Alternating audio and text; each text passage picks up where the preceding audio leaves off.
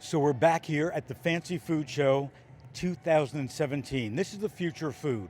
This is where everybody comes, over 180,000 new food and beverage products to taste, to enjoy, to see what the trends are all about. So what we're doing is we're having some conversations with the next generation of food innovators. We want to see what the future of food looks like, and what better way to start than by talking to some of those innovators. So Bertha, tell me a bit about what you're doing. Sure. In Rice, it's a food tech startup. We take organic byproducts and we convert it into ingredients. And we started with the brewery industry, in which we take the more important byproduct, which is called spent grain. And through our patent pending technology, we convert it into a flour. So for bakers and chefs and food manufacturers to use it.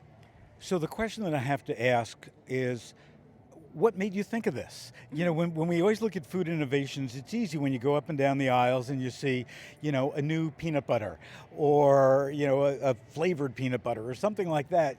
I could get that, but what's inside that brain of yours that made you come up with this? Sure.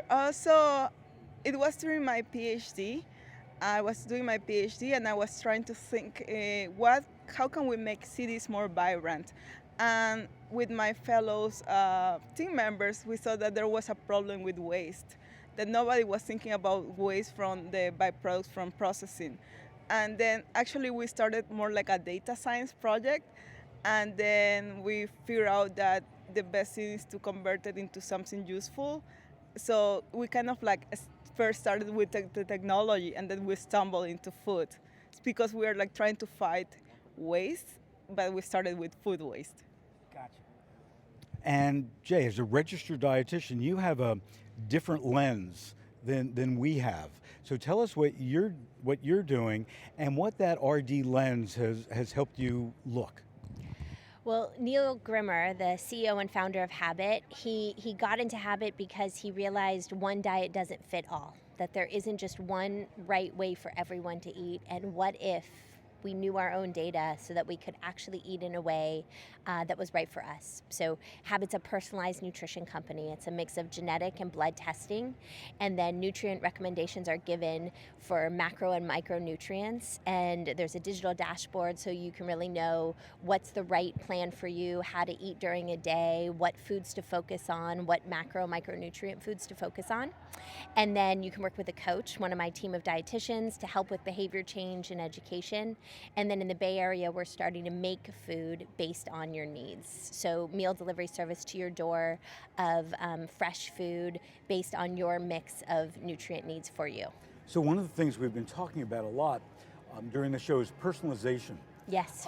Where we're getting to the point, it sounds like you're already doing it, where my diet, my meal kit, my meal delivery is going to be different than Bertha's is. Exactly. And it's going to be based on science. Exactly. So that's where we think nutrition and food is really going, is that you understand your story and you're making decisions based on your needs. So based on your current needs, which is your phenotype, what your blood looks like in this moment, you're also taking your genotype into consideration and then basing that off your goal, right? So if you want to lose weight or even gain weight or training for a marathon or prepping for a certain date or look interested in one aspect of your health and wellness, putting that all together and then eating in a manner to get you there. I think I met your CEO at South by Southwest. He was there. You had an exhibit there, Yeah. and I was fascinated by it. Yeah, and Neil Grimmer's a true innovator. He founded Plum Organics Baby Food, and now this is his next project, and it's just a passion project on truly making food personalized for each individual. Great. So Dave, you run, my words, not yours, a food lab at the university and really help companies foster growth and innovation and tell them about consumer behavior and all that. So you're the go-to guy for a lot of these people who have their grandmother's recipe or an idea, and you're the one who says, here's how you do it. So tell us a little bit about that process and what you're working on now. Sure. So the Food Innovation Center in Portland is part of Oregon State University. And we work with all sorts of entrepreneurs. And so the categories can be beverage, the categories can be something that doesn't exist here, but maybe exists in a home country where someone's from, and they'd love to try it out here. Like you said, it could be grandma's recipe that they want to scale up, and so we can help them in that scale up. But a very important part of what we do too is make sure the food is safe. And so a lot of our staff now are gearing up towards the big changes in the Food Safety Modernization Act and making sure that not only are entrepreneurs on board, but the small producers, small processors are on board as well, because they're going to be on the hook for this important law in 2018. We also have packaging that we can assist with, a packaging engineer, and we have a consumer and sensory evaluation lab, because Portland's become a very food savvy town, and we have now a very sophisticated population there. So I think a lot of companies from around the nation want to know, what does a Portland palate think of that product? And so that's been really fun too, to have all these very cool different products come in that now get tested at our center. So I'm going to put you on the spot.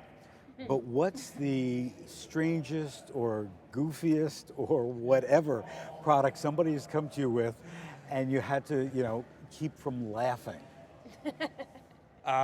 Yeah, it would probably be an edible body cream that the partner was supposed to enjoy. Yeah, so that would probably be the. Go with that. Yeah. We're gonna talk more about innovation, more about the future of food, right here at the Fancy Food Show 2017, brought to you by the Specialty Foods Association.